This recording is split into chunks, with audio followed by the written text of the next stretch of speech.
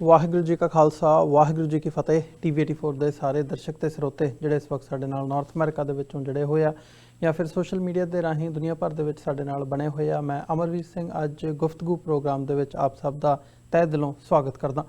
Wears, ਅੱਜ ਅਸੀਂ ਜੰਮੂ ਕਸ਼ਮੀਰ ਦੇ ਵਿੱਚ ਜਿਹੜੇ ਹਾਲਾਤ ਬਣੇ ਹੋਏ ਨੇ, ਸਥਾਨਕ ਮੌਜੂਦਾ ਹਾਲਾਤਾਂ ਬਾਰੇ ਤੇ ਗਰਾਊਂਡ ਲੈਵਲ ਤੇ ਕੀ ਸਿਚੁਏਸ਼ਨ ਬਣੀ ਹੋਈ ਹੈ, ਇਸ ਬਾਬਤ ਗੱਲਬਾਤ ਕਰਾਂਗੇ।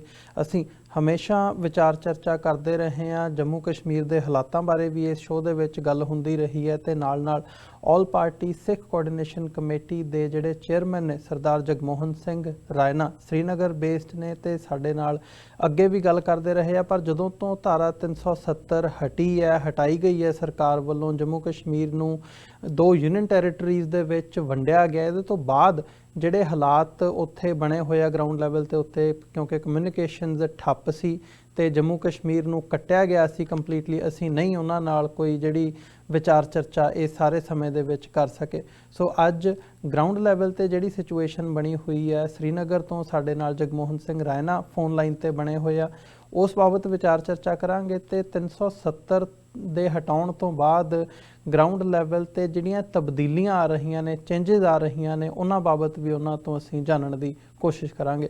ਰਾਇਨਾ ਸਾਹਿਬ, ਤੁਹਾਡਾ ਸਵਾਗਤ ਹੈ ਜੀ। ਵਾਹਿਗੁਰੂ ਜੀ ਕਾ ਖਾਲਸਾ ਵਾਹਿਗੁਰੂ ਜੀ ਕੀ ਫਤਿਹ। ਤੁਹਾਡਾ ਸਵਾਗਤ ਹੈ ਜੀ। ਵਾਹਿਗੁਰੂ ਜੀ ਕਾ ਖਾਲਸਾ ਵਾਹਿਗੁਰੂ ਜੀ ਕੀ ਫਤਿਹ। ਤੁਹਾਡਾ ਸਵਾਗਤ ਹੈ ਜੀ। ਵਾਹਿਗੁਰੂ ਜੀ ਕਾ ਖਾਲਸਾ ਵਾਹਿਗੁਰੂ ਜੀ ਕੀ ਫਤਿਹ। ਤੁਹਾਡਾ ਸਵਾਗਤ ਹੈ ਜੀ। ਵਾਹਿਗੁਰੂ ਜੀ ਕਾ ਖਾਲਸਾ ਹੈਲੋ ਵਾਹਿਗੁਰੂ ਜੀ ਕੀ ਫਤਿਹ। ਤੁਹਾਡਾ ਸਵਾਗਤ ਹੈ ਜੀ। ਵਾਹਿਗੁਰੂ ਜੀ ਕਾ Khalsa hello Waheguru ji hello hello ਹਾਂਜੀ ਰਾਇਨਾ ਸਾਹਿਬ, ਵਾਹਿਗੁਰੂ ਜੀ ਕਾ ਖਾਲਸਾ ਵਾਹਿਗੁਰੂ ਜੀ ਕੀ ਫਤਿਹ।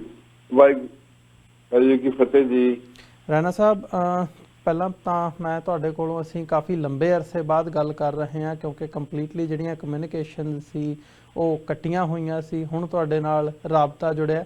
370 ਦੇ ਹਟਣ ਤੋਂ ਬਾਅਦ ਹਾਲਾਤਾਂ ਦੇ ਵਿੱਚ ਕੀ ਚੇਂਜਸ ਆਈਆਂ ਨੇ? ਗਰਾਊਂਡ ਲੈਵਲ ਤੇ ਤੁਸੀਂ ਬੈਠੇ ਹੋ, श्रीनगर ਬੇਸਡ ਤੋਂ ਓਵਰਆਲ ਜੰਮੂ श्रीनगर ਦੀ ਜਿਹੜੀ ਸਾਰੀ ਸਥਿਤੀ ਹੈਗੀ ਆ, ਕਿਵੇਂ ਦੇਖ ਰਹੇ ਹੋ ਇਸ ਸਾਰੇ ਪਾਰਟ ਨੂੰ? ਉੱਥੇ ਬੈਠਿਆਂ ਕਿੱਦਾਂ ਦੇ ਹਾਲਾਤ ਬਣੇ ਹੋਏ ਆ ਜਦੋਂ ਅਸੀਂ ਗਰਾਊਂਡ ਲੈਵਲ ਤੇ ਲੋਕਾਂ ਦੇ ਪਰਸਪੈਕਟਿਵ ਤੋਂ, ਜਿਹੜੇ ਆਮ ਲੋਕ ਉੱਥੋਂ ਦੇ ਜਿਹੜੇ ਬਸ਼ਿੰਦੇ ਹੈਗੇ ਆ, ਉਹਨਾਂ ਦੇ ਨਜ਼ਰੀਏ ਤੋਂ ਦੇਖਦੇ ਆ? ਦੇਖੋ ਜੀ, ਇਹ 5 ਅਗਸਤ 2019 ਨੂੰ ਆਲ ਆਫ ਸਡਨ ਇਹਨਾਂ ਲੋਕਾਂ ਨੇ, ਸੈਂਟਰ ਸਰਕਾਰ ਨੇ ਆਰਟੀਕਲ 370 ਨੂੰ ਸਮਾਪਤ ਕਰ ਦਿੱਤਾ ਹੈ ਜੀ। ਉਹਨਾਂ ਨੇ 35A ਸੀ, ਉਸ ਨੂੰ ਵੀ ਖਤਮ ਕਰ ਦਿੱਤਾ ਗਿਆ। ਇਸ ਤੋਂ ਬਾਅਦ ਜੰਮੂ ਕਸ਼ਮੀਰ ਦੇ ਜਿੰਨੇ ਵੀ ਲੀਡਰ ਸਨ, ਚਾਹੇ ਉਹ ਸਿਆਸੀ ਲੀਡਰ ਸਨ, ਜਿਹੜੀਆਂ ਉੱਥੇ ਦੀਆਂ ਵੱਡੀਆਂ ਪਾਰਟੀਆਂ ਸਨ, ਜਿਸ ਤਰ੍ਹਾਂ ਨੈਸ਼ਨਲ ਕਾਨਫਰੰਸ ਹੈ ਜਾਂ PDP ਸੀ, ਜਾਂ ਇਵਨ ਕੁਝ ਕਾਂਗਰਸ ਦੇ ਲੀਡਰ ਵੀ, ਔਰ ਜਿਤਨੇ ਵੀ ਦੂਸਰੇ ਸਮਾਜੀ ਤੇ ਸਿਆਸੀ ਹੋਰ ਲੀਡਰ ਵੀ ਸਨ, ਜਿਸ ਤਰ੍ਹਾਂ ਉੱਥੇ ਦੀ ਬਾਰ ਐਸੋਸੀਏਸ਼ਨ ਸੀ, ਉਹਨਾਂ ਸਾਰਿਆਂ ਦੇ ਜਿਹੜੇ ਇੰਪੋਰਟੈਂਟ ਲੋਕ ਸਨ, ਲੀਡਰ ਸਨ, ਉਹਨਾਂ ਨੂੰ ਅਰੈਸਟ ਕਰਕੇ ਉਹਨਾਂ ਨੇ ਇਹ ਆਰਟੀਕਲ 370 ਨੂੰ ਸਮਾਪਤ ਕਰਕੇ ਜਿਹੜਾ ਸੈਂਟਰਲ ਲਾਜ਼ ਨੇ ਉਸ ਨੂੰ ਉੱਥੇ ਇਨਫੋਰਸ ਕਰਨਾ ਸ਼ੁਰੂ ਕਰ ਦਿੱਤਾ ਜੀ। ਤੇ ਉਸ ਤੋਂ ਬਾਅਦ ਇੱਕ ਐਸਾ ਡਰ ਦਾ ਮਾਹੌਲ ਪੈਦਾ ਕੀਤਾ ਗਿਆ ਕਿ ਸਿਕਿਉਰਿਟੀ ਫੋਰਸਿਸ ਤਕਰੀਬਨ ਹਰ ਗਲੀ ਦੇ ਵਿੱਚ ਆ ਕੇ ਖੜੀ ਹੋ ਗਈ, ਕਿਉਂਕਿ ਸੈਂਟਰ ਸਰਕਾਰ ਨੂੰ ਇਹ ਪਤਾ ਸੀ ਕਿ ਇਹ ਸਾਰੇ ਦੋਨੋਂ ਕਾਨੂੰਨ ਚੁੱਕਣ ਨਾਲ ਸ਼ਾਇਦ ਉੱਥੇ ਇੱਕ ਬੜਾ ਬਵਾਲ ਹੋਏ ਜਾਂ ਲੋਕ ਸੜਕਾਂ ਤੇ ਆ ਜਾਣ। ਲੇਕਿਨ ਜਿਹੜੀ ਉੱਥੇ ਦੀ ਫੋਰਸਿਸ ਦੀ ਪ੍ਰੈਜ਼ੈਂਸ ਸੀ, ਉਸ ਨੂੰ ਦੇਖ ਕੇ ਲੋਕੀ ਘਰੋਂ ਬਿਲਕੁਲ ਬਾਹਰ ਨਿਕਲੇ ਹੀ, ਔਰ ਇੱਕ ਬਿਲਕੁਲ ਕਰਫਿਊ ਜਿਹਾ ਹਾਲਾਤ ਬਣੇ ਰਹੇ ਕਈ ਮਹੀਨਿਆਂ ਤੱਕ। ਤੇ ਇਸ ਕਰਕੇ ਲੋਕ ਬੜੇ ਸਹਿਮ ਗਏ, ਕਿਉਂਕਿ ਜਿਹੜਾ ਕੋਈ ਉਸਦੇ ਖਿਲਾਫ ਆਵਾਜ਼ ਜਿਹੜਾ ਵੀ ਚੁੱਕ ਰਿਹਾ ਸੀਗਾ, ਉਹਨੂੰ ਚੁੱਕ ਕੇ ਉਹਨਾਂ ਨੇ ਜੇਲ੍ਹ ਹਿੰਦੁਸਤਾਨ ਦੇ ਦੂਸਰੇ ਇਲਾਕੇ ਭੇਜ ਦਿੱਤਾ ਗਿਆ। ਤੇ ਉਸ ਤੋਂ ਬਾਅਦ ਜਿਹੜਾ ਥੋੜਾ ਯੂਥ ਵੀ ਸੀ, ਜਿਹੜਾ ਉਹ ਵੀ ਜਿਹੜੇ ਪ੍ਰੋਮੀਨੈਂਟ ਲੋਕ ਸਨ, ਉਹਨਾਂ ਨੂੰ ਵੀ ਉਹਨਾਂ ਨੇ ਅਰੈਸਟ ਕਰ ਦਿੱਤਾ। ਤੇ ਉਸ ਕਰਕੇ ਇੱਕ ਐਸੀ ਜਿਹੜੀ ਇੱਕ ਫਿਜ਼ਾ ਪੈਦਾ ਹੋਈ, ਉੱਥੇ ਇੱਕ ਐਸਾ ਮਾਹੌਲ ਪੈਦਾ ਹੋਇਆ ਡਰ ਦਾ ਕਿ ਕੋਈ ਵੀ ਆਦਮੀ ਬਾਹਰ ਨਿਕਲਣ ਨੂੰ ਤਿਆਰ ਨਹੀਂ ਸੀਗਾ। ਤੇ ਜਿਸ ਕਰਕੇ ਇੱਕ ਫੋਰਸਿਸ ਦਾ ਜਿਹੜਾ ਇੱਕ ਗਲਬਾ, ਜਿਹੜਾ ਉਹਨਾਂ ਦਾ ਇੱਕ ਦਬਾਅ ਜਿਹੜਾ ਰਿਹਾ ਹਰ ਗਲੀ ਮੁਹੱਲੇ ਵਿੱਚ ਪੈਦਾ ਹੋ ਗਿਆ। ਤੇ ਉਹ ਦੇਖਦੇ ਦੇਖਦੇ ਹੁਣ ਤੱਕ ਉਹ ਵਕਤ ਬੀਤ ਗਿਆ ਜੀ। ਇਸ ਸਾਰੇ ਦੌਰ ਦੇ ਵਿੱਚ ਉਹਨਾਂ ਨੇ ਜਿੰਨੇ ਵੀ ਕਾਨੂੰਨ ਸਨ ਜਿਹੜੇ ਸੈਂਟਰ ਦੇ, ਉਹ ਉੱਥੇ ਇਨਫੋਰਸ ਕਰਨੇ ਸ਼ੁਰੂ ਕਰ ਦਿੱਤੇ।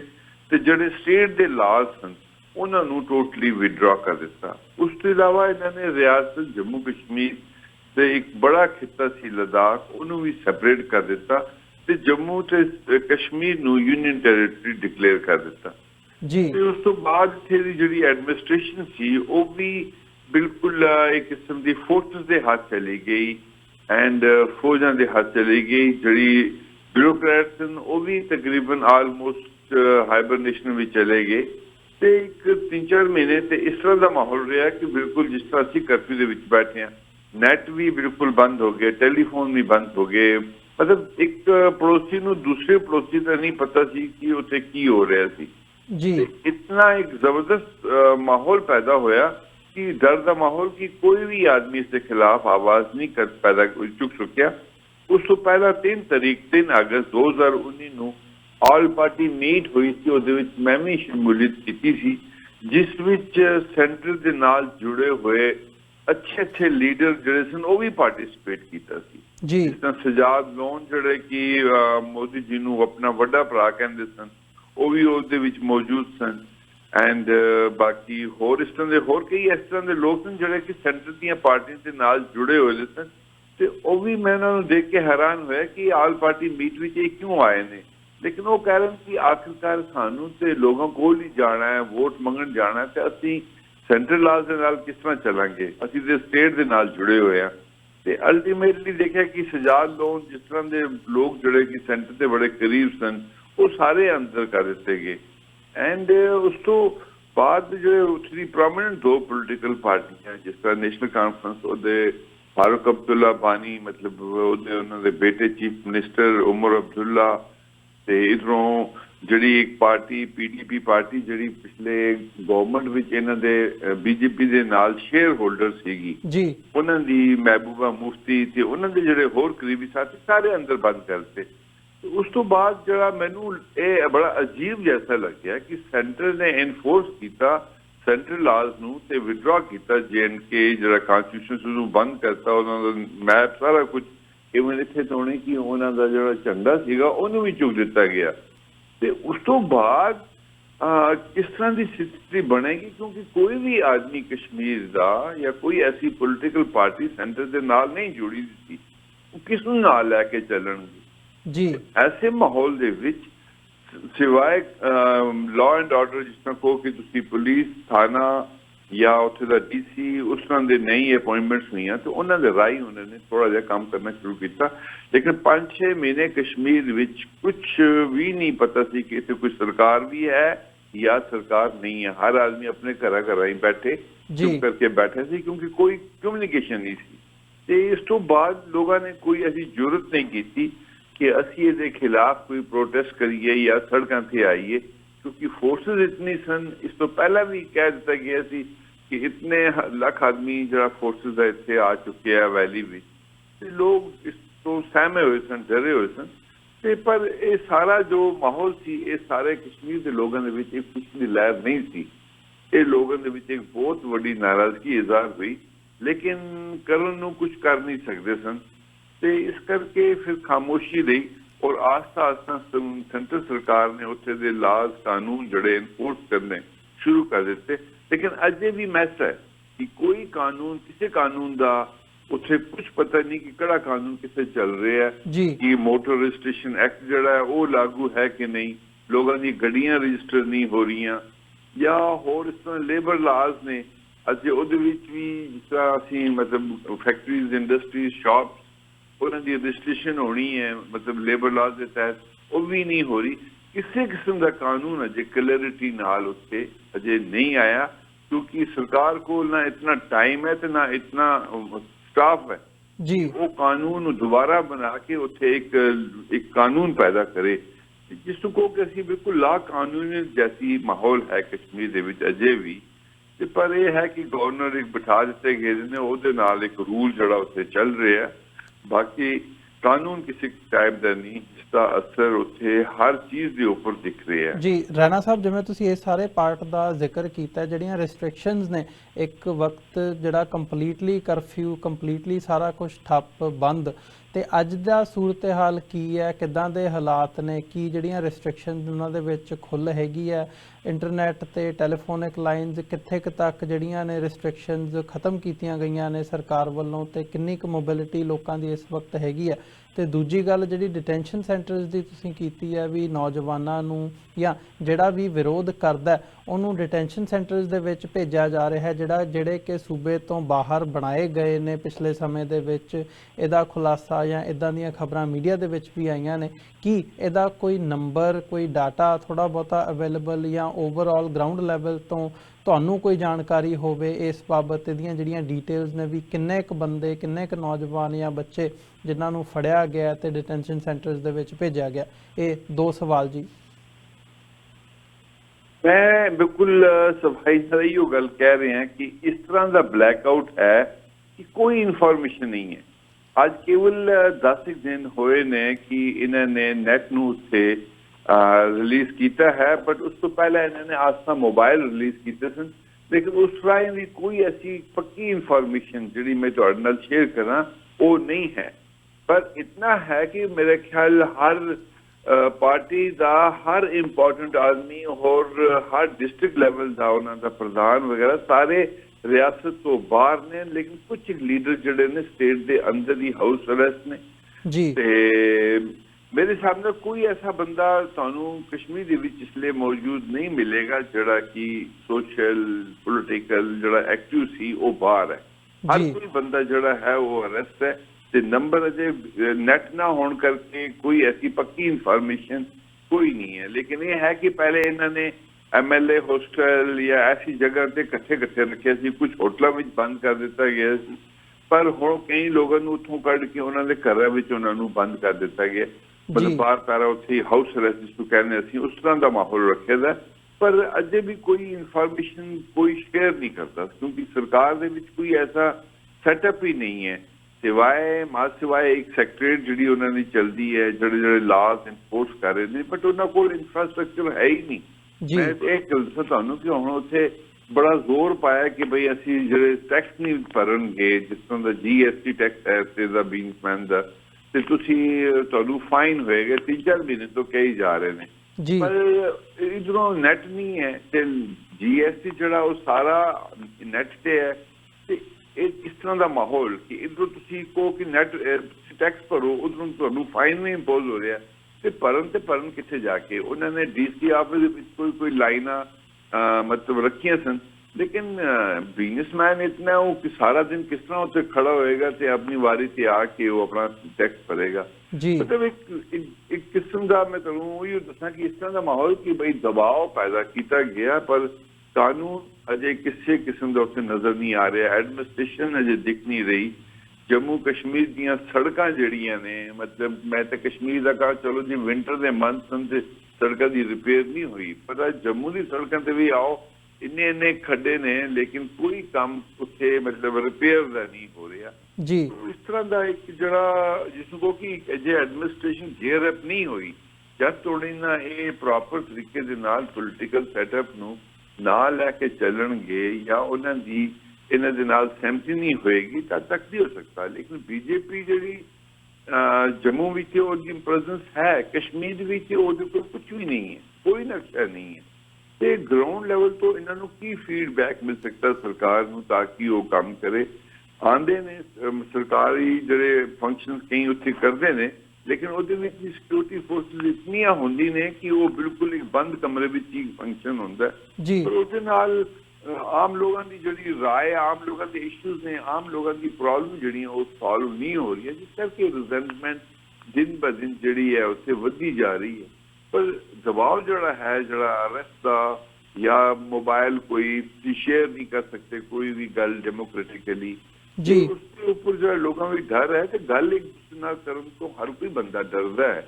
इस करके अजे उत्ते उस किस्म का कोई भी गल जड़ी है मतलब पब्लिक दे इंटरस्ट की वो नहीं हो रही तो ना हो सकेगी। अजे जतन हुण डीलिमिटेशन की गल है, 2 साल तक उहदा पीरियड है कि भाई कॉन्स्टिट्यूंसियां बन गईयां, नैचुरली ਉਹਦੇ ਵਿੱਚ बीजेपी का अपना इंटरस्ट होएगा कि मैं किसी सेफ कॉन्स्टिट्यूंसी देखा कश्मीर ਦੇ ਵਿੱਚ।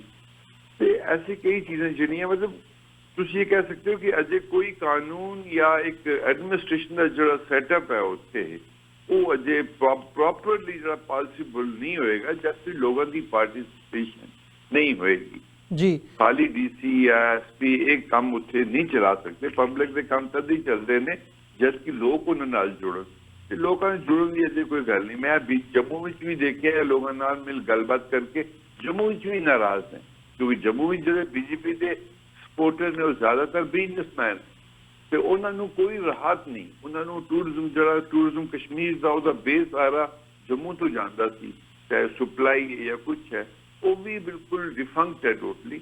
ਤੇ ਲੋਕ ਜੰਮੂ ਵਿੱਚ ਵੀ ਨਾਰਾਜ਼ ਨੇ। ਮੈਂ ਨਹੀਂ ਕਹਿ ਸਕਦਾ ਕਿ ਅੱਛੇ ਉਦੋਂ ਲੱਦਾਖ ਦੇ ਵਿੱਚ ਉਹਨਾਂ ਨੇ ਇੱਕ ਅਲੱਗ ਟੈਰੀਟਰੀ ਬਣਾਈ ਹੈ, ਲੇਕਿਨ ਉਹਨਾਂ ਕੋਲ ਵੀ ਸਟਾਫ ਨਹੀਂ ਹੈ। ਉਹ ਵੀ ਬਾਰ-ਬਾਰ ਅਖਬਾਰ 'ਚ ਆ ਰਿਹਾ ਕਿ ਜੀ ਉਹ ਆਊਟਸੋਰਸ ਕਰਨਗੇ ਜੌਬ, ਤੇ ਉਹ ਆਊਟਸੋਰਸ ਲਈ ਲੋਕਲ ਆਦਮੀ ਉੱਥੇ ਖਿਲਾਫ ਹੈ। ਪਰ ਇਸ ਤਰ੍ਹਾਂ ਦਾ ਜਿਹੜਾ ਮਾਹੌਲ ਹੈ ਜੇ ਕਿ ਇਹਨਾਂ ਨੇ ਸਾਰਾ ਕੁਝ ਇੱਕ ਡਿਸੀਜਨ ਲਿਆ ਹੈ, ਲੇਕਿਨ ਇਨਫਰਾਸਟ੍ਰਕਚਰ ਜਾਂ ਲੋਕਲ ਕੌਨਫੀਡੈਂਸ ਨਾਲ ਨਹੀਂ ਲਿਆ। ਇਹ ਸੈਂਟਰ ਸਰਕਾਰ ਦਾ ਇੱਕ ਆਪਣਾ ਫੈਸਲਾ ਸੀ ਜੋ ਉਹਨਾਂ ਨੇ ਉੱਥੇ ਕੀਤਾ। ਐਕਚੁਅਲੀ ਮੈਂ ਇਹ ਦੇਖਿਆ ਕਿ ਜੀ ਸ਼ਾਮਾ ਜੀ ਮੁਖਰਜੀ ਜਿਸਲੇ ਇੱਕ ਦੇਸ਼ ਇੱਕ ਪ੍ਰਧਾਨ ਦੀ ਗੱਲ ਕਰ ਰਹੇ ਸਨ, ਜਿਸਲੇ ਸ਼ੇਖ ਅਬਦੁੱਲਾ ਨੇ ਰਿਆਸਤ ਜੰਮੂ ਕਸ਼ਮੀਰ ਨੂੰ ਆਰਟੀਕਲ 370 ਦੇ ਤਹਿਤ ਬਿਲਕੁਲ ਅਲੱਗ ਰੱਖੇ ਦਾ ਸੀ। ਇਹਦੀ ਇੱਕ ਅਲੱਗ ਅਸੈਂਬਲੀ ਹੋਏਗੀ, ਅਲੱਗ ਫਲੈਗ ਹੋਏਗਾ, ਅਲੱਗ ਕਨਸਟੀਟਿਊਸ਼ਨ ਹੋਏਗਾ, ਉਹ ਸਭ ਕੁਝ ਸੀ। ਤੇ ਉਸ ਵਕਤ ਸ਼ਾਮਾ ਜੀ ਮੁਖਰਜੀ ਇਸ ਦੇ ਖਿਲਾਫ ਜਿਸਲੇ ਲਖਨਪੁਰ ਕ੍ਰਾਸ ਕਰਨ ਦਾ ਪ੍ਰੋਗਰਾਮ ਬਣਾਇਆ, ਤੇ ਉਹ ਜਿਸਲੇ ਕ੍ਰਾਸ ਕੀਤਾ ਤੇ ਉਸਲੇ ਸ਼ੇਖ ਅਬਦੁੱਲਾ ਨੇ ਉਹਨਾਂ ਨੂੰ ਅਰੈਸਟ ਕਰ ਲਿਆ। ਅਰੈਸਟ ਕਰਨ ਤੋਂ ਬਾਅਦ ਉਹਨਾਂ ਦੀ ਜਿਹੜੀ ਮੌਤ ਹੈ ਉਹ ਜੇਲ੍ਹ ਵਿੱਚ ਹੋਈ।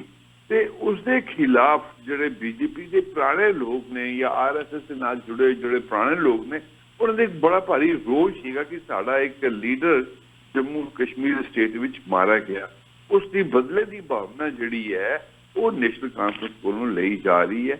ਨੈਸ਼ਨਲ ਕਾਨਫਰੰਸ ਦੇ ਲੀਡਰ ਜਿਸਲੇ ਫਾਰੂਕ ਅਬਦੁੱਲਾ ਜਾਂ ਉਹਨਾਂ ਦਾ ਬੇਟਾ ਇਸਲੇ ਪਿਛਲੇ ਕਾਫੀ 7-8 ਮਹੀਨੇ ਹੋ ਗਏ ਨੇ ਜੇਲ੍ਹ ਵਿੱਚ ਬੰਦ ਨੇ, 5 ਅਗਸਤ ਤੋਂ ਹੀ ਬੰਦ ਨੇ। ਤੇ ਇਸ ਕਰਕੇ ਉਹ ਇੱਕ ਫੀਲਿੰਗ ਜਿਹੜੀ ਹੈ ਲੋਕਾਂ ਦੇ ਵਿੱਚ ਕਿ ਸਭ ਉਹ ਬਦਲੇ ਦੀ ਭਾਵਨਾ ਲੈ ਰਹੇ ਨੇ, ਤੇ ਇਹ ਵੀ ਦੇਖ ਰਹੇ ਨੇ ਕਿ ਬਈ ਸਾਡੇ ਨਾਲ ਇੱਕ ਐਗਰੀਮੈਂਟ ਸੀਗਾ ਜਿਸ ਦੇ ਤਹਿਤ ਅਲੱਗ ਕਨਸਟੀਟਿਊਸ਼ਨ ਸੀ, ਅਲੱਗ ਅਸੈਂਬਲੀ ਸੀ, ਸਾਡੇ ਅਲੱਗ ਰੂਲਸ। ਹਾਲਾਂਕਿ ਆਰਟੀਕਲ 370 ਦੇ ਵਿੱਚ ਕੁਝ ਕਾਂਗਰਸ ਨੇ ਨਹੀਂ ਰੱਖੇ ਦਾ ਸੀ। ਬਹੁਤ ਸਾਰੀਆਂ ਚੀਜ਼ਾਂ ਜਿਹੜੀਆਂ ਐਬਰੋਗੇਟ ਹੋ ਚੁੱਕੀ ਸਨ। ਸੈਂਟਰਲ ਲਾਜ਼ ਜਿਹੜੇ ਸਨ ਉਹ ਵੀ ਸਟੇਟ ਦੇ ਵਿੱਚ ਲਾਗੂ ਹੋ ਚੁੱਕੇ ਸਨ। ਈਵਨ ਸੁਪਰੀਮ ਕੋਰਟ ਦਾ ਜੁਡੀਸ਼ੀਅਲ ਵੀ ਜੰਮੂ ਕਸ਼ਮੀਰ ਸਟੇਟ ਦੇ ਵਿੱਚ ਐਕਸਟੈਂਡ ਹੋ ਚੁੱਕਿਆ ਸੀ। ਪਰ ਇੱਕ ਖੋਖਲਾ ਆਰਟੀਕਲ 370 ਜਿਹੜਾ ਬੀਜੇਪੀ ਨੇ ਇਹਨੂੰ ਖਤਮ ਕਰ ਦਿੱਤਾ, ਉਹ ਮਤਲਬ ਇੱਕ ਅਲੱਗ ਮੈਸੇਜ ਗਿਆ ਕਿ ਬਈ ਕਸ਼ਮੀਰ ਦੇ ਵਿੱਚ ਬੀਜੇਪੀ ਕਸ਼ਮੀਰ ਨੂੰ ਅਲੱਗ ਇੱਕ ਜਿਹੜਾ ਸਟੇਟਸ ਸੀਗਾ ਉਸ ਨੂੰ ਨਹੀਂ ਰੱਖਣਾ ਚਾਹੁੰਦੀ, ਉਹਨੂੰ ਬਿਲਕੁਲ ਸਟੇਟ ਦੇ ਇੰਡੀਆ ਦੇ ਨਾਲ ਜੋੜਨਾ ਚਾਹੁੰਦੀ ਹੈ। ਉਸ ਤੋਂ ਬਾਅਦ ਜਿਹੜਾ ਇੱਕ ਪੋਲੀਟੀਕਲ ਵੈਕਿਊਮ ਜਿਹੜਾ ਉੱਥੇ ਪੈਦਾ ਹੋਇਆ ਹੈ, ਔਰ ਉਸ ਨੂੰ ਫਿਲ ਕਰਨ ਲਈ ਟਾਈਮ ਦੱਸੇਗਾ ਕਿ ਕਿਸ ਹੱਦ ਤੱਕ ਬੀਜੇਪੀ ਜਾਂ ਕਿਸ ਹੱਦ ਤੱਕ ਐਸੇ ਸੈਂਟਰ ਦੀ ਪਾਰਟੀਆਂ ਜਿਹੜੀਆਂ ਉਹ ਉੱਥੇ ਅਸਰ ਅੰਦਾਜ਼ ਹੋਣਗੀਆਂ। ਤੇ ਉਸ ਤੋਂ ਬਾਅਦ ਹੀ ਕਸ਼ਮੀਰ ਦੀ ਇੱਕ ਨਵੀਂ ਸਿਚੁਏਸ਼ਨ ਜਿਹੜੀ ਦਿਖੇਗੀ ਉਹ ਅਜੇ ਟਾਈਮ ਹੀ ਦੱਸੇਗਾ। ਜੀ ਰਾਣਾ ਸਾਹਿਬ, ਇਹ ਸਾਰੇ ਦੇ ਚੱਲਦਿਆਂ ਜਿਹੜਾ ਸਮਾਜਿਕ ਤਾਣਾ ਬਾਣਾ ਹੈਗਾ ਗਰਾਊਂਡ ਲੈਵਲ ਤੇ, ਜਿਵੇਂ ਅਸੀਂ ਪਹਿਲਾਂ ਦੇਖਦੇ ਸੀ ਵੀ ਸਿੱਖ ਇੱਕ ਮਾਈਨੋਰਿਟੀ ਦੇ ਤੌਰ ਤੇ ਵਸਦੇ ਆ, ਉਹਨਾਂ ਦੇ ਆਪਣੇ ਇਸ਼ੂਜ਼ ਸੀਗੇ, ਕੋਟਾ ਸੀ ਉਹ ਹੁਣ ਖਤਮ ਹੋ ਗਿਆ। ਤੇ ਅਦਰਵਾਈਜ਼ ਜਦੋਂ ਅਸੀਂ ਦੇਖਦੇ ਹਾਂ ਤੇ ਨਾਲ ਹੀ ਜਿਹੜੀ ਮੈਜੋਰਿਟੀ ਕਮਿਊਨਿਟੀ ਹੈਗੀ ਹੈ, ਕੋਈ ਇਸ਼ੂ ਹੁੰਦਾ ਸੀ ਤੇ ਨਾਲ ਦੀ ਨਾਲ ਭਾਈਚਾਰਕ ਸਾਂਝ ਦੀ ਜਿਹੜੀ ਇੱਕ ਲਾਈਨ ਆ ਉਹ ਵੀ ਦੇਖਣ ਨੂੰ ਮਿਲਦੀ ਸੀ। ਜਿਹੜੇ ਇਹ ਸਮਾਜਿਕ ਤਾਣਾ ਬਾਣਾ ਹੈ, ਇਹਦੇ ਵਿੱਚ ਕੀ ਤਬਦੀਲੀ ਨਜ਼ਰ ਆ ਰਹੀ ਹੈ, ਜਾਂ ਅੱਜ ਦੀ ਡੇਟ ਦੇ ਵਿੱਚ ਜੇ ਕਹਿਣਾ ਹੋਵੇ ਤੇ ਗਰਾਊਂਡ ਲੈਵਲ ਦੇ ਉੱਤੇ ਇਹ ਜੋ ਸਮਾਜ ਹੈ, ਜੋ ਲੋਕ ਹੈਗੇ ਆ, ਉਹਨਾਂ ਦੀ ਸਿਚੁਏਸ਼ਨ ਕੀ ਹੈ ਜਦੋਂ ਅਸੀਂ ਭਾਈਚਾਰਕ ਸਾਂਝ ਦੇ ਨਜ਼ਰੀਏ ਤੋਂ ਦੇਖਦੇ ਹਾਂ? ਦੇਖੋ ਜੀ, ਅਸੀਂ ਤੁਹਾਨੂੰ ਇਹ ਪਤਾ ਹੈ ਕਿ ਪਿਛਲੇ 15 ਸਾਲ ਤੋਂ ਮਤਲਬ ਜਿਸ ਜੰਮੂ ਕਸ਼ਮੀਰ ਦੇ ਹਾਲਾਤ ਪਿਛਲੇ 30 ਸਾਲ ਤੋਂ ਖਰਾਬ ਹੋਣੇ ਸ਼ੁਰੂ ਹੋਏ, ਤੇ ਮੈਂ ਇੱਕ ਚੀਜ਼ ਬਾਰ-ਬਾਰ ਕਹਿੰਦਾ ਜਾ ਰਿਹਾ ਸੀ ਕਿ ਬਈ ਸਿੱਖ ਜਿਹੜਾ ਪਿੰਡਾਂ ਵਿੱਚ ਰਹਿੰਦਾ ਸੀ ਜੰਮੂ ਕਸ਼ਮੀਰ ਦੇ ਵਿੱਚ, ਉਹ 80% ਦੀ ਬਾਬਤ ਸੀ। ਉਹ ਸਾਰੇ ਹਾਲਾਤ ਨੂੰ ਖਰਾਬ ਦੇਖਦੇ ਹੋਏ ਸਿਟੀ ਵਿੱਚ ਆ ਗਏ, ਟਾਊਨਸ ਵਿੱਚ ਆ ਗਏ, ਤੇ ਉਹਨਾਂ ਦੀ ਜਿਹੜੀ ਮੇਨ ਰੋਜ਼ੀ ਰੋਟੀ ਸੀਗੀ ਦੈਟ ਵਾਜ਼ ਐਗਰੀਕਲਚਰ ਤੇ ਹਾਰਟੀਕਲਚਰ। ਜਦੋਂ ਪਿੰਡਾਂ ਚੋਂ ਛੱਡ ਕੇ ਆ ਗਏ ਤਾਂ ਉਹਨਾਂ ਦੇ ਬਾਗ ਤੇ ਜ਼ਮੀਨਾਂ ਸਾਰੀਆਂ ਵੈਰਾਨ ਹੋ ਗਈਆਂ। ਤੇ ਇਹਨਾਂ ਦੀ ਇਕਨੋਮਿਕਲ ਕੰਡੀਸ਼ਨ ਸਿੱਖਾਂ ਦੀ ਕਾਫੀ ਖਰਾਬ ਹੋ ਗਈ ਤੇ ਜਿਸ ਨੂੰ ਰੀਇਨਸਟੇਟ ਕਰਨ ਲਈ ਜਾਂ ਰੀਐਸਟੈਬਲਿਸ਼ ਕਰਨ ਲਈ ਮੈਂ ਇੱਕ ਆਵਾਜ਼ ਚੁੱਕੀ ਸੀ ਕਿ ਬਈ ਸਿੱਖਾਂ ਨੂੰ ਮਾਈਨੋਰਿਟੀ ਸਟੇਟਸ ਦਿੱਤਾ ਜਾਏ ਤਾਂ ਕਿ ਇਹ ਲੋਕ ਕਿਸੇ ਇੱਕ ਰਿਪਰੈਜ਼ੈਂਟੇਸ਼ਨ ਦੇ ਤਹਿਤ ਇੱਕ ਮਖਸੂਸ ਇੱਕ ਰਿਪਰੈਜ਼ੈਂਟੇਸ਼ਨ ਦੇ ਤਹਿਤ ਇਹਨਾਂ ਨੂੰ ਕੁਝ ਕਮ ਮਤਲਬ ਆਪਣਾ ਸ਼ੇਅਰ ਮਿਲੇ। ਪਰ ਉਹ ਆਵਾਜ਼ ਮੇਰੀ 3 ਚੀਫ ਮਿਨਿਸਟਰਾਂ ਤੱਕ ਉਮਰ ਅਬਦੁੱਲਾ ਸਿੰਘ ਨੈਸ਼ਨਲ ਕਾਨਫਰੰਸ ਸੀ ਉਸ ਵੇਲੇ ਵੀ, ਫਿਰ ਉਸ ਤੋਂ ਬਾਅਦ ਮਹਿਬੂਬਾ ਆਈ ਉਹਨਾਂ ਨਾਲ ਵੀ, ਉਸ ਤੋਂ ਪਹਿਲਾਂ ਮੁਫਤੀ ਸਈਦ ਦੇ ਨਾਲ ਵੀ ਇਹ ਹਮੇਸ਼ਾ ਗੱਲਬਾਤ ਹੁੰਦੀ ਸੀ ਕਿ ਸਿੱਖਾਂ ਨੂੰ ਮਾਈਨੋਰਿਟੀ ਸਟੇਟਸ ਦਿੱਤਾ ਜਾਏ ਤੇ ਇਹਨਾਂ ਨੇ ਕਿਹਾ ਜੀ ਸੈਂਟਰਲ ਲਾਜ਼ ਹੈ ਤੇ ਇਹ ਅਸੀਂ ਨਹੀਂ ਐਕਸਟੈਂਡ ਕਰ ਸਕਦੇ ਜੰਮੂ ਕਸ਼ਮੀਰ ਸਟੇਟ ਵਿੱਚ, ਪਰ ਨਹੀਂ ਹੋ ਸਕਿਆ, ਹੁਣ ਤੱਕ ਨਹੀਂ ਹੋਇਆ। ਲੇਕਿਨ ਜੇ ਅਗਰ ਇਹ ਹੁਣ ਸੈਂਟਰ ਦੀ ਲਾਜ਼ ਉੱਥੇ ਲਾਗੂ ਹੋ ਗਏ ਨੇ, ਸੈਂਟਰ ਦੀ ਸਰਕਾਰ ਹੈ, ਪਰ ਅਜੇ ਵੀ ਇਹਨਾਂ ਨੇ ਮਾਈਨੋਰਿਟੀ ਸਟੇਟਸ ਨੂੰ ਜੰਮੂ ਕਸ਼ਮੀਰ ਵਿੱਚ ਲਾਗੂ ਨਹੀਂ ਕੀਤਾ। ਇੱਥੋਂ ਸਾਫ਼-ਸਾਫ਼ ਪਤਾ ਲੱਗਦਾ ਹੈ ਕਿ ਇਹ ਸਾਰੀ ਜਿਹੜੀ ਸਰਕਾਰਾਂ ਨੇ ਇਹ ਸਿੱਖਾਂ ਦੇ ਵਿਰੋਧ ਨੇ, ਸਿੱਖਾਂ ਨੂੰ ਇਕਨੋਮਿਕਲੀ ਐਸਟੈਬਲਿਸ਼ ਕਰਨ ਵਿੱਚ ਇਹਨਾਂ ਦੀ ਕੋਈ ਰੁਚੀ ਨਹੀਂ ਹੈ। ਜੀ ਉਸ ਤੋਂ ਇਲਾਵਾ ਜਿਹੜੀ ਸਾਡੀ ਮਾਂ ਬੋਲੀ ਸੀਗੀ ਪੰਜਾਬੀ, ਉਹ ਜੰਮੂ ਕਸ਼ਮੀਰ ਕਨਸਟੀਟਿਊਸ਼ਨ ਦੇ ਤਹਿਤ ਇੱਕ ਉਹਦੇ ਅੰਡਰ ਸੈਕਸ਼ਨ 144 ਦੇ ਤਹਿਤ ਇਹਨੂੰ ਇੱਕ ਰੁਤਬਾ ਸੀਗਾ ਕਿ ਹਰ ਸਕੂਲਾਂ ਕਾਲਜਾਂ ਵਿੱਚ ਪੰਜਾਬੀ ਜਿਹੜੀ ਹੈ ਪੜ੍ਹਾਈ ਜਾਏਗੀ। ਲੇਕਿਨ ਹੁਣ ਜਿਹੜਾ ਇਹ ਸੈਂਟਰ ਦਾ ਕਾਨੂੰਨ ਉੱਤੇ ਆਰਟੀਕਲ 370 ਉੱਠਣ ਤੋਂ ਬਾਅਦ ਪੰਜਾਬੀ ਜ਼ਬਾਨ ਤੇ ਸਿੱਖਾਂ ਨੂੰ ਬੜਾ ਵੱਡਾ ਨੁਕਸਾਨ ਇਹ ਹੋਇਆ ਕਿ ਇਹਨਾਂ ਨੇ ਇੱਕ ਆਪਣਾ ਲੈਂਗੁਏਜ ਫਾਰਮੂਲਾ ਲਿਆਇਆ ਜਿਸ ਦੇ ਵਿੱਚ ਇਹਨਾਂ ਨੇ ਜੰਮੂ ਦੇ ਵਿੱਚ ਡੋਗਰੀ ਜ਼ਬਾਨ ਔਰ ਕਸ਼ਮੀਰ ਦੇ ਵਿੱਚ ਕਸ਼ਮੀਰੀ ਜ਼ਬਾਨ, ਉਸ ਤੋਂ ਇਲਾਵਾ 2 ਜ਼ਬਾਨਾਂ ਇੰਗਲਿਸ਼ ਤੇ ਹਿੰਦੀ ਨੂੰ ਰਾਜ ਕੀਤਾ। ਇਹ 4 ਲੈਂਗੁਏਜ ਫਾਰਮੂਲਾ ਲਿਆ ਕੇ ਪੰਜਾਬੀ ਜ਼ਬਾਨ ਨੂੰ ਇਹਨਾਂ ਨੇ ਬਾਹਰ ਕੱਢ ਦਿੱਤਾ। ਤੇ ਹੁਣ ਤੁਸੀਂ ਇਹ ਦੱਸੋ ਕਿ ਸਾਨੂੰ ਸਿੱਖਾਂ ਨੂੰ ਖਾਸ ਤੌਰ ਤੇ ਕੀ ਫਾਇਦਾ ਹੋਇਆ? ਇੱਕ ਤੇ ਇਹਨਾਂ ਦੀ ਆਲਰੇਡੀ ਜਿਹੜੀ ਮਾੜੀ ਹਾਲਤ ਸੀ, ਇਕਨੋਮਿਕਲ ਕੰਡੀਸ਼ਨ ਜਿਹੜੀ ਪਿਛਲੇ 30 ਸਾਲਾਂ ਤੋਂ ਖਰਾਬ ਹੋ ਚੁੱਕੀ ਸੀ, ਹੁਣ ਤੇ ਮਾਂ ਬੋਲੀ ਵੀ ਸਾਡੇ ਕੋਲੋਂ ਇਹ ਲੋਕ ਲੈ ਗਏ। ਇਸ ਦਾ ਵਿਰੋਧ ਮੈਂ ਪਿਛਲੇ 13 ਦਸੰਬਰ ਨੂੰ ਇੱਕ ਪ੍ਰੈਸ ਕਾਨਫਰੰਸ ਰਾਹੀਂ ਜੰਮੂ ਆ ਕੇ ਕੀਤਾ ਸੀ, ਕਿਉਂਕਿ ਜੰਮੂ ਕਸ਼ਮੀਰ ਦੇ ਵਿੱਚ ਪ੍ਰੈਸ ਕਵਰੇਜ ਕੋਈ ਐਕਸਟੈਂਡ ਨਹੀਂ ਹੁੰਦੀ ਸੀ, ਉਹਨੂੰ ਕਵਰੇਜ ਨਹੀਂ ਮਿਲਦੀ ਸੀ ਤੇ ਮੈਂ ਜੰਮੂ ਆ ਕੇ ਪ੍ਰੈਸ ਕਾਨਫਰੰਸ ਦਿੱਤੀ ਸੀ ਤੇ ਪੂਰਾ ਵਿਰੋਧ ਕੀਤਾ ਸੀ ਕਿ ਭਾਈ ਸਾਡੇ ਨਾਲ ਪੰਜਾਬੀ ਜ਼ਬਾਨ ਦੇ ਨਾਲ ਇੱਕ ਬਹੁਤ ਵੱਡਾ ਜਿਹੜਾ ਧੱਕਾ ਜਿਹੜਾ ਇਸ ਆਰਟੀਕਲ 370 ਨਾਲ ਹੋਇਆ ਹੈ, ਸਰਕਾਰ ਨੂੰ ਸੋਚਣਾ ਚਾਹੀਦਾ ਹੈ। ਔਰ ਇਹ ਜ਼ਬਾਨ ਕਈ ਸਾਲਾਂ ਤੋਂ ਮਹਾਰਾਜਾ ਰਣਜੀਤ ਸਿੰਘ ਤੇ ਤੋਂ ਪਹਿਲਾਂ ਵੀ ਇਹ ਜ਼ਬਾਨ ਉੱਥੇ ਜਿਹੜੀ ਰਾਈਜ ਸੀ ਔਰ ਸਾਡੇ ਹਰ ਕਾਲਜ ਹਰ ਸਕੂਲ ਬੜੇ ਲਿਖਾਰੀ ਇਸ ਪੰਜਾਬੀ ਜ਼ਬਾਨ ਦੇ ਵਿੱਚ ਸਨ ਔਰ ਬੜੇ ਵੱਡੇ ਲਿਖਾਰੀ ਬਾਹਰੋਂ ਵੀ, ਭਾਈ ਵੀਰ ਸਿੰਘ ਜਿਸ ਤਰ੍ਹਾਂ ਦੇ ਲੋਕ ਕਸ਼ਮੀਰ ਆ ਕੇ ਪੰਜਾਬੀ ਵਿੱਚ ਲਿਖਦੇ ਸਨ। ਇੱਕ ਬੜਾ ਰੁਤਬਾ ਸੀ ਇਸ ਜ਼ਬਾਨ ਨੂੰ, ਪਰ ਇਸ ਜ਼ਬਾਨ ਨੂੰ ਹੁਣ ਬਿਲਕੁਲ ਹੀ ਉਹਨਾਂ ਨੇ ਸਾਫ਼ ਤੌਰ ਤੇ ਸਾਫ਼ ਕਰ ਦਿੱਤਾ ਗਿਆ ਤੇ ਅੱਜ ਜਿਸ ਤੇ ਵਿਰੋਧ ਕਰੀਏ ਲੇਕਿਨ ਵਿਰੋਧ ਵਿੱਚ ਕੋਈ ਸੁਣਨ ਵਾਲਾ ਹੈ ਨਹੀਂ। ਤੇ ਇਸ ਕਰਕੇ ਆਰਟੀਕਲ 370 ਦੇ ਆਉਣ ਦੇ ਨਾਲ ਵੀ ਸਿੱਖਾਂ ਨੂੰ ਇੱਕ ਬੜਾ ਨੁਕਸਾਨ ਹੋਇਆ ਹੈ। ਹੁਣ ਇਸ ਦੀ ਭਰਪਾਈ ਕਿਸ ਤਰ੍ਹਾਂ ਹੋਏਗੀ ਇਹ ਵਕਤ ਦੱਸੇਗਾ, ਪਰ ਸਾਨੂੰ ਇਸ ਦੇ ਨਾਲ ਕਾਫੀ ਨੁਕਸਾਨ ਹੋਇਆ ਹੈ। ਜੀ ਰੈਣਾ ਸਾਹਿਬ, ਤੁਹਾਡਾ ਬਹੁਤ ਬਹੁਤ ਧੰਨਵਾਦ, ਤੁਸੀਂ ਸਮਾਂ ਕੱਢਿਆ ਤੇ ਸਾਡੇ ਨਾਲ ਗਰਾਊਂਡ ਲੈਵਲ ਤੋਂ ਜਿਹੜੀ ਜੋ ਹਾਲਾਤ ਬਣੇ ਹੋਏ ਆ, ਸਿਚੁਏਸ਼ਨ ਹੈ ਇਸ ਵਕਤ ਜੰਮੂ ਕਸ਼ਮੀਰ ਦੀ, ਉਸ ਬਾਬਤ ਵਿਚਾਰ ਸਾਂਝੇ ਕੀਤੇ। ਅੱਜ ਦੇ ਸ਼ੋਅ ਦੇ ਵਿੱਚ ਇੱਥੇ ਹੀ ਇਜਾਜ਼ਤ ਚਾਹਾਂਗੇ ਜੀ। ਬਹੁਤ ਬਹੁਤ ਧੰਨਵਾਦ। ਫਤਿਹ ਦੀ ਸਾਂਝ ਪਾਈ ਅੰਤ ਦੇ ਵਿੱਚ। ਵਾਹਿਗੁਰੂ ਜੀ ਕਾ ਖਾਲਸਾ, ਵਾਹਿਗੁਰੂ ਜੀ ਕੀ ਫਤਿਹ ਜੀ। ਵਾਹਿਗੁਰੂ ਜੀ ਕਾ ਖਾਲਸਾ, ਵਾਹਿਗੁਰੂ ਜੀ ਕੀ ਫਤਿਹ ਜੀ। ਵਿਊਅਰਸ, ਇਹ ਸਨ ਸਰਦਾਰ ਜਗਮੋਹਨ ਸਿੰਘ ਰਾਇਨਾ, ਆਲ ਪਾਰਟੀ ਸਿੱਖ ਕੋਆਰਡੀਨੇਸ਼ਨ ਕਮੇਟੀ ਸ੍ਰੀਨਗਰ ਤੋਂ ਸਾਡੇ ਨਾਲ ਗੱਲ ਕਰ ਰਹੇ ਸੀ ਤੇ ਕਿਵੇਂ ਹਾਲਾਤ ਕੀ ਬਣੇ ਹੋਏ ਆ ਜੰਮੂ ਕਸ਼ਮੀਰ ਦੇ। ਤੇ ਇਹਨਾਂ ਦਾ ਕਹਿਣਾ ਹੈ ਕਿ ਇਸ ਵਕਤ ਸਰਕਾਰ ਨਾਂ ਦੀ, ਐਡਮਿਨਿਸਟ੍ਰੇਸ਼ਨ ਨਾਂ ਦੀ ਉੱਥੇ ਕੋਈ ਚੀਜ਼ ਨਹੀਂ ਹੈਗੀ। ਲੋਕ ਨੇ ਜਿਹੜੇ ਉਹ ਡਰ ਦੇ, ਸਹਿਮ ਦੇ ਮਾਹੌਲ ਦੇ ਵਿੱਚ ਜੀ ਰਹੇ ਆ ਤੇ ਪੈਰਾਮਿਲਟਰੀ ਫੋਰਸਿਸ ਹੋਣ, ਸਿਕਿਉਰਿਟੀ ਫੋਰਸਿਸ, ਫੌਜ ਵੱਡੇ ਲੈਵਲ ਤੇ ਜਿਹੜੀ ਹੈ ਜੰਮੂ ਕਸ਼ਮੀਰ ਦੇ ਵਿੱਚ ਤਾਇਨਾਤ ਕੀਤੀ ਗਈ ਹੈ, ਜਿਹੜਾ ਕਿ ਪਹਿਲਾਂ ਹੀ ਇੱਕ ਜੰਮੂ ਕਸ਼ਮੀਰ ਹਾਈਐਸਟ ਕੰਸੈਂਟਰੇਸ਼ਨ ਸੀ ਜਿੱਥੇ ਫੌਜ ਦੀ, ਉਹ ਪਹਿਲਾਂ ਹੀ ਸੀ। ਪਰ ਉਹਦੇ ਤੋਂ ਬਾਅਦ ਹੁਣ ਧਾਰਾ 370 ਹਟਾਉਣ ਤੋਂ ਬਾਅਦ ਜਿਹੜੀ ਸਿਚੁਏਸ਼ਨ ਹੈ ਉਹ ਹੋਰ ਵੀ ਵੱਧ ਤੋਂ ਬਦਤਰ ਹੋ ਚੁੱਕੀ ਹੈ। ਸੋ ਇਹਨਾਂ ਹੀ ਸ਼ਬਦਾਂ ਦੇ ਨਾਲ ਅੱਜ ਦੇ ਸ਼ੋਅ ਦੇ ਵਿੱਚ ਇੱਥੇ ਹੀ ਤੁਹਾਡੇ ਕੋਲੋਂ ਇਜਾਜ਼ਤ ਚਾਹਾਂਗੇ। ਜਾਂਦੇ ਜਾਂਦੇ ਜ਼ਰੂਰ ਬੇਨਤੀ ਕਰਨੀ ਚਾਹਾਂਗਾ ਕਿ ਇਸ ਪਲੇਟਫਾਰਮ ਨੂੰ ਅੱਗੇ ਵਧਾਉਣ ਦੇ ਲਈ, ਚੱਲਦਾ ਰੱਖਣ ਦੇ ਲਈ ਸਾਨੂੰ ਤੁਹਾਡੀ ਸਹਾਇਤਾ ਦੀ ਲੋੜ ਹੈ। TV84 ਨੂੰ ਡੋਨੇਟ ਕਰਨ ਦੇ ਲਈ ਤੁਸੀਂ ਸਾਡੀ ਵੈਬਸਾਈਟ www.tv84.tv ਤੇ ਜਾ ਕੇ ਡੋਨੇਟ ਕਰ ਸਕਦੇ ਹੋ ਤੇ ਮੰਥਲੀ ਡੋਨੇਸ਼ਨਸ ਦੇ ਲਈ ਪਲੈਜ ਕਰ ਸਕਦੇ ਹੋ। ਚੈੱਕ ਰਾਹੀਂ ਡੋਨੇਸ਼ਨਸ ਭੇਜਣ ਦੇ ਲਈ TV84 ਦੇ ਨਾਂ ਦਾ ਚੈੱਕ ਬਣਾ ਕੇ ਤੁਸੀਂ ਸਾਨੂੰ ਸਾਡੇ ਐਡਰੈਸ ਤੇ ਮੇਲ ਕਰ ਸਕਦੇ ਹੋ। 3601 37th Avenue, Long Island City, New York 11101। Website ਫਿਰ ਦੱਸਦੇ ਹਾਂ www.tv84.tv। ਇਸ ਦੇ ਨਾਲ ਵਿਊਅਰਸ ਅੱਜ ਦੇ ਇਸ ਪ੍ਰੋਗਰਾਮ ਦੇ ਵਿੱਚ ਇੱਥੇ ਹੀ ਇਜਾਜ਼ਤ ਚਾਹਾਂਗੇ। ਦੁਬਾਰਾ ਫਿਰ ਕੱਲ੍ਹ ਨੂੰ ਤੁਹਾਡੇ ਨਾਲ ਮੁਲਾਕਾਤ ਹੋਵੇਗੀ। ਇਜਾਜ਼ਤ ਦਿਓ ਜੀ। ਵਾਹਿਗੁਰੂ ਜੀ ਕਾ ਖਾਲਸਾ, ਵਾਹਿਗੁਰੂ ਜੀ ਕੀ ਫਤਿਹ।